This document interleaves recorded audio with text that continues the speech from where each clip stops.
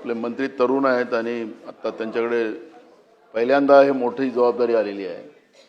मुख्यमंत्री सडक योजना असेल की प्रधानमंत्री सडक योजना असेल, हे रस्ते जवळपास 5 वर्ष त्या कॉन्ट्रॅक्टरनी मेंटेन करायचे असतात.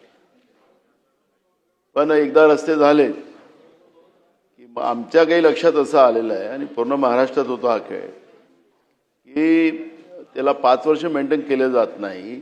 त्याचं बरोबर ते कॉन्ट्रॅक्टर आणि तुमचे अधिकारी असं ते ताळमेळ चालतं आणि मग 5 वर्ष संपलं की झालं, त्याचा संपला कार्यक्रम. पण हा जो पैसा आहे हा अशा पद्धतीचा मोठ्या प्रमाणात भ्रष्टाचार आपल्या विभागात होतं असं आमच्या निदर्शनास आहे.